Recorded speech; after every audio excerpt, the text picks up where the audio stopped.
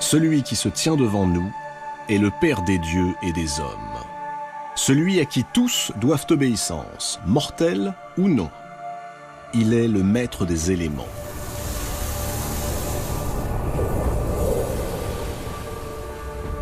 Il préside à tous les phénomènes atmosphériques, aussi bien les vents mauvais que ceux qui apportent la pluie bienfaitrice.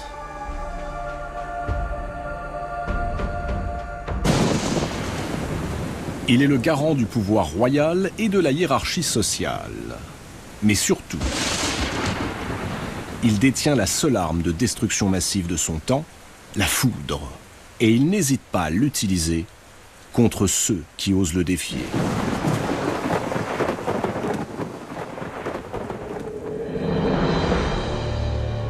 De tous les noms que portent les divinités, le sien est celui qui nous est le plus familier, Zeus. Observez-le. Voyez comme il est majestueux avec sa barbe fournie et sa longue chevelure. Dans une main, le sceptre en bois de cyprès, symbole de sa royauté. Dans l'autre, l'égide dont il se sert pour déclencher les orages. À roi suprême, demeure suprême. Zeus habite la région calme et magnifique qui s'étend au-dessus de l'atmosphère terrestre. Les montagnes sont ses trônes. Mais sa résidence la plus connue se situe sur l'Olympe. C'est là que se trouve son palais, construit par son fils Héphaïstos, le dieu du feu et des forgerons. Pourtant, Zeus n'a pas toujours été ce dieu souverain. Sa naissance lui réservait un tout autre destin.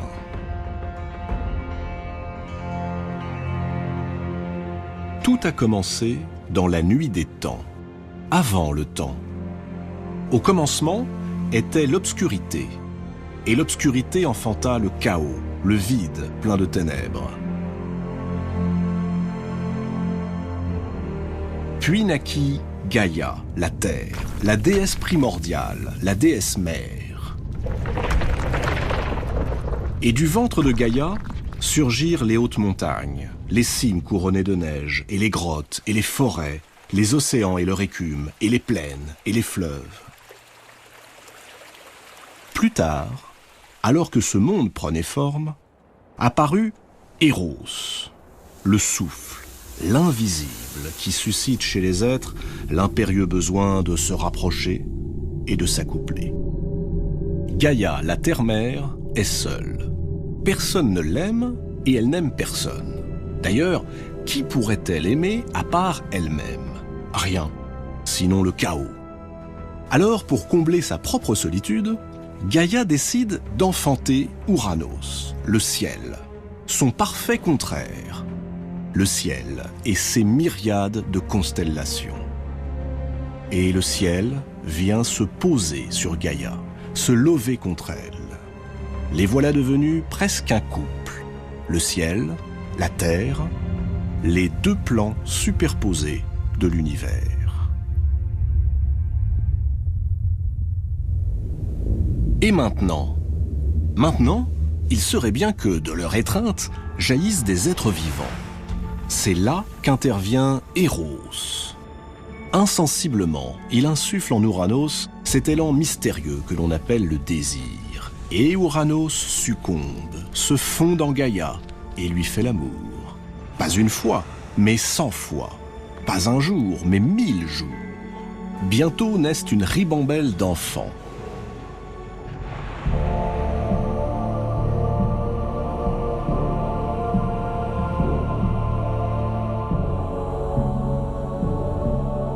Les 12 premiers s'appelleront les Titans. 6 Titans et 6 Titanides. Ensuite, c'est au tour des Cyclopes, appelés ainsi parce qu'ils n'ont qu'un œil au milieu du front. Puis viennent les Hécatonchires, dont le nom signifie ceux qui ont 100 bras. D'ailleurs, ils n'ont pas que 100 bras, ils ont aussi 50 têtes qui crachent le feu. Enfin, Gaïa accouche des géants, des monstres d'une taille énorme et d'un aspect redoutable.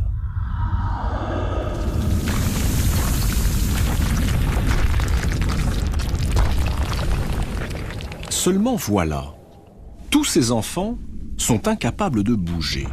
Ils restent là, prisonniers du giron de leur mère, à l'endroit même où ils ont été conçus.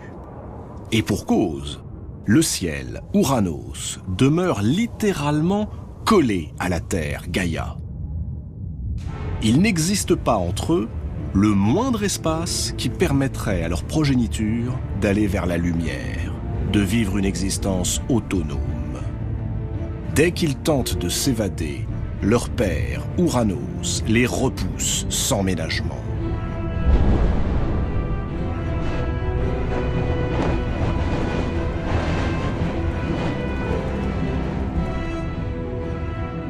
Alors, emplis de frustration, les titans se défoulent sur leur mère. Ils ruent en elle, se débattent, l'étouffent, l'oppressent. Gaïa souffre. Elle est à la fois épuisée et furieuse. La situation ne peut plus durer. Tant pis, Gaïa appelle à la révolte et ordonne à ses enfants de se retourner contre leur père.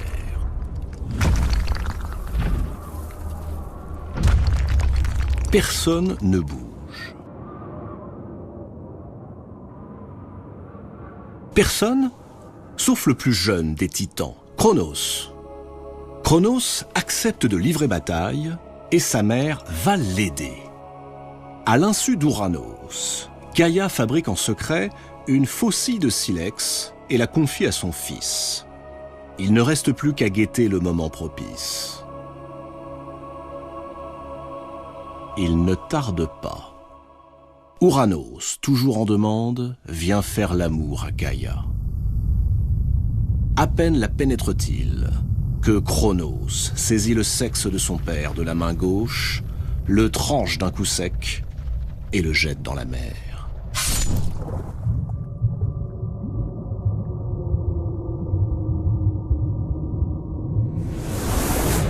Ouranos, dévasté par la douleur, se recule, s'écarte violemment de Gaïa.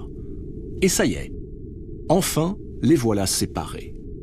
Dès cet instant, Ouranos, le ciel, se fixe tout en haut du monde pour n'en plus bouger.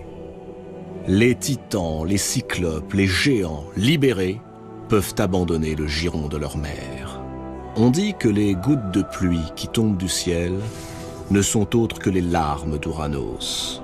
Larmes de douleur, larmes de remords, larmes de nostalgie. Ouranos vaincu, Cronos prend le pouvoir. Et il s'empresse d'épouser sa sœur, Rhéa.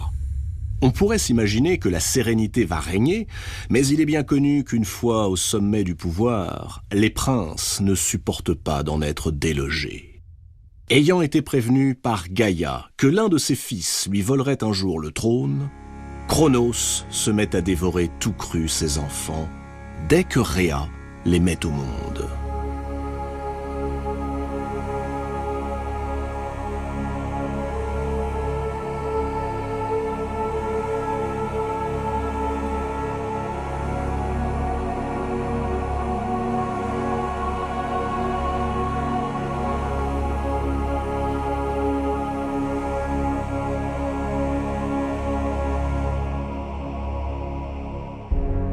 Désespérée, l'infortunée déesse n'a plus d'autre choix que de tenter d'échapper à la folie meurtrière de son époux.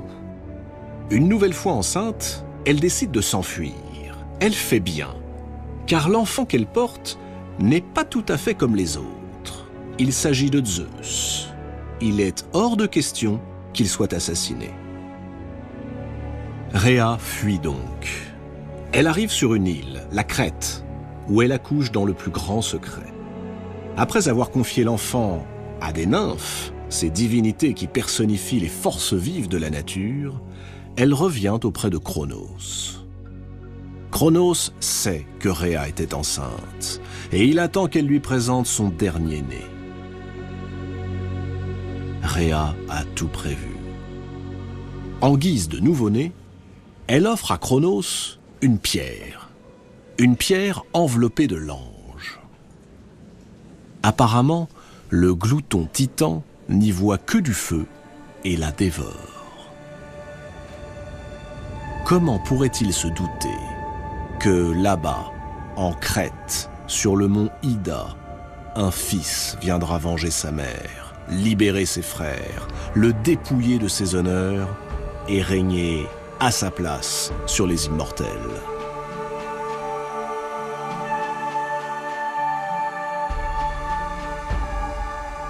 Dans les montagnes crétoises, Zeus grandit sous le regard protecteur de sa grand-mère, Gaïa, la terre-mère, et des nymphes. Il est nourri d'ambroisie et de nectar que lui apportent les colombes et les aigles. Il savoure de délicats rayons de miel que les abeilles distillent exprès pour lui.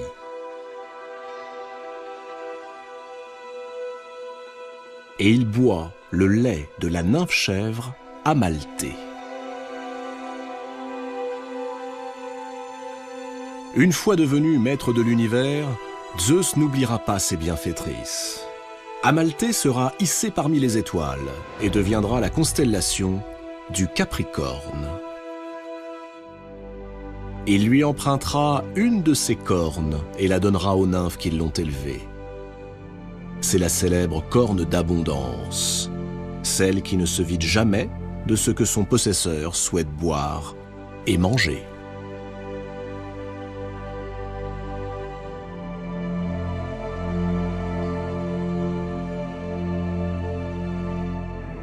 Mais pour l'heure, le danger guette. Cronos a fini par se rendre compte qu'il avait été floué par son épouse. Il s'est mis à la recherche de ce fils qui a échappé à sa morbide obsession. Il sait qu'il y va de son trône.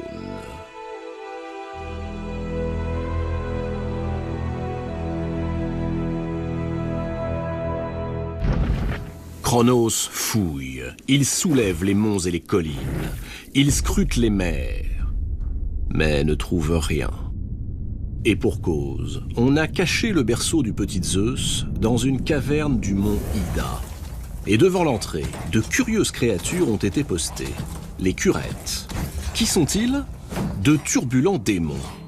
Ils ont reçu l'ordre de se livrer à des danses guerrières en entrechoquant leurs lances et leurs boucliers afin de couvrir les vagissements du jeune dieu, que son père ne doit surtout pas entendre. Les années passent. Zeus grandit. Et plus il grandit, plus il songe à se venger de ce père indigne, dont sa mère lui a raconté les effroyables agissements.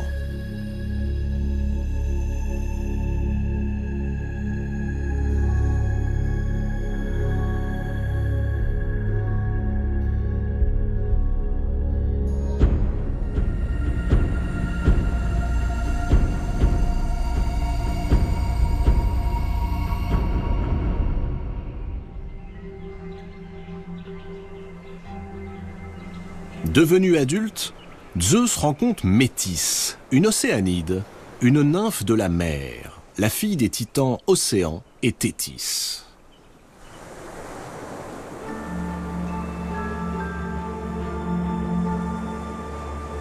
Métis est la déesse de la prudence, mais aussi la déesse de la ruse. Le jeune Zeus décide de la séduire et il y parvient sans peine.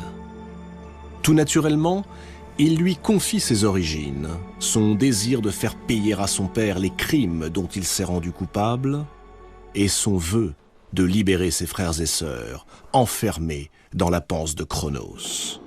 Comment s'y prendre? Métis lui suggère la solution, en faisant boire à Cronos un émétique, une drogue qui le fera vomir. Pour tromper le goût, ajoute Métis, tu le mélangeras à du miel. Excellente idée, mais où trouver pareil breuvage? Métis sourit. Pourquoi ne poses-tu pas la question à ta mère? Elle saura. Suivant le conseil de Métis, Zeus va voir Rhéa et lui expose le projet. Rhea applaudit au stratagème.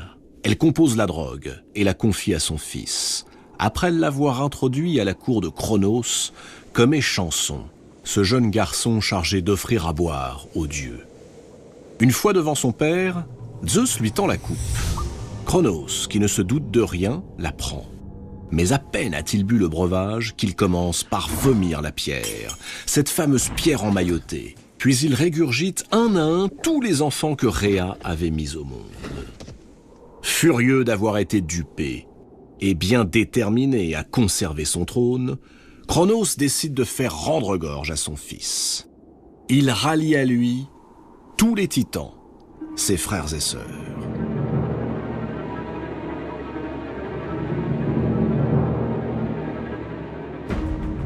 Les enfants de Rhea, quant à eux, se rangent spontanément dans le camp de Zeus, sur l'Olympe. 6 Olympiens donc, contre 12 titans. La terrible guerre peut commencer. Elle sera connue sous le nom de Titanomachie et durera des centaines d'années.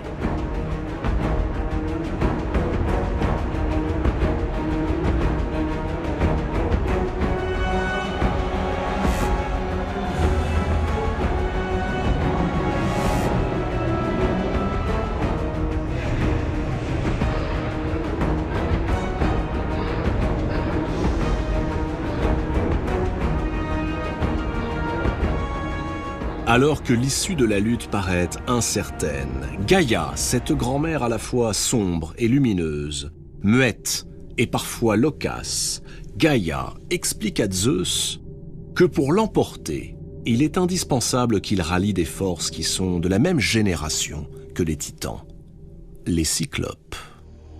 Les cyclopes étant des divinités primordiales, ils possèdent encore en eux toute la brutalité, toute la violence inhérente aux premières créations. De plus, précise Gaïa, les cyclopes apporteront à Zeus l'arme absolue, le tonnerre, la foudre et l'éclair. Mais pour l'heure, ils croupissent au fin fond du Tartare, la partie la plus reculée, la plus terrible des enfers. C'est là-bas que Cronos les a jetés.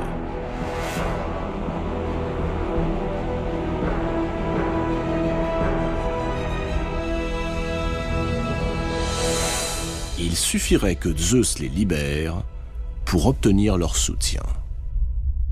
Zeus accepte, et secondé par ses créatures borgnes, il ne tarde pas à remporter la victoire sur les titans. Serait-ce enfin la paix? Non. Car Gaïa, qui avait pourtant aidé son petit-fils à prendre le pouvoir, lui reproche à présent d'en avoir définitivement écarté ses propres enfants, les titans. Aussi lance-t-elle contre Zeus les géants, ces créatures réputées invincibles. Et une nouvelle guerre commence. Une nouvelle guerre, appelée cette fois la gigantomachie, et qui durera bien après l'arrivée des mortels sur Terre.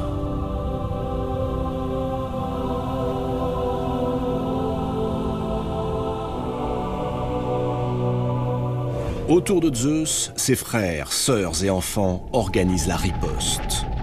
Le combat est acharné. Zeus parvient à confisquer l'herbe magique. Cette herbe, dit-on, assurait l'invulnérabilité aux géants. Mais rien n'y fait. Gaïa s'entête. Conscient qu'il lui serait impossible de remporter la victoire sans l'aide d'un mortel, Zeus a une idée. Il s'unit à la fille du roi de Mycène, Alcmène, qui donne naissance à un personnage doué d'une extraordinaire force musculaire, Héraclès. Pour chaque géant blessé par Zeus, c'est Héraclès qui, avec ses flèches, assène le coup de grâce.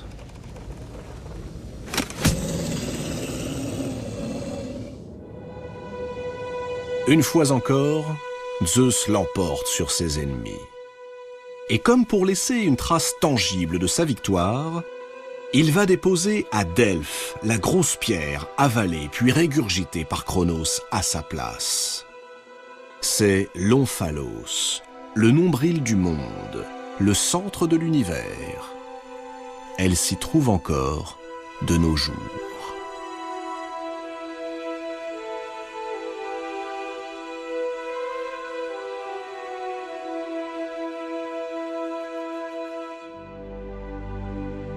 On pourrait penser qu'à présent, tout est réglé. Mais c'est encore loin d'être le cas. Zeus a un ultime obstacle à surmonter. Et cet obstacle, c'est peu dire qu'il est de taille.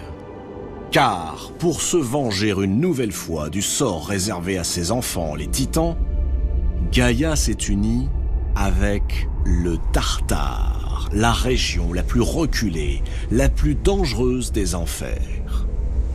De cette union est née une créature monstrueuse, Typhon. Typhon est à la fois mi-homme, mi-fauve. Sa tête touche les étoiles. Ses bras, lorsqu'il les étend, atteignent à la fois l'Orient et l'Occident. Le feu brille dans ses yeux, alors que le bas de son corps est entouré de serpents. Comme si cette seule apparence ne suffisait pas à tétaniser ses ennemis, Typhon se déplace en poussant des cris terrifiants, semblables à la fois au beuglement du taureau et au rugissement du lion. Quand ce monstre se rue vers l'Olympe, c'est la panique. Les dieux prennent leurs jambes à leur cou et s'enfuient jusqu'en Égypte, où ils revêtent des formes animales. Apollon devient un milan, Hermès un ibis, Arès un poisson, Dionysos un bouc, Héphaïstos un bœuf. Seul Zeus résiste au monstre.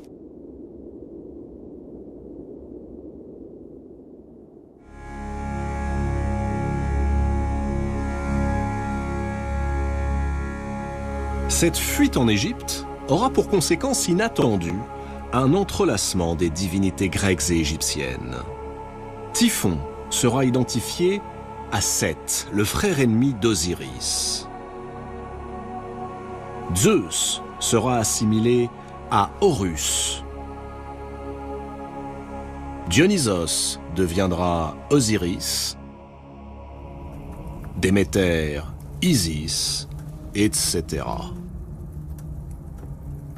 Surprenant brassage de deux mondes que rien, a priori, n'aurait dû rapprocher. Mais revenons au combat que livre notre héros, Zeus, contre Typhon. Il fut bref et sans appel. Alors que Typhon cherchait Zeus à travers la mer de Sicile, ce dernier souleva le mont Etna et le projeta sur son ennemi. Typhon enterré sous l'Etna, l'autorité de Zeus est enfin incontestable. Il est définitivement le maître des dieux.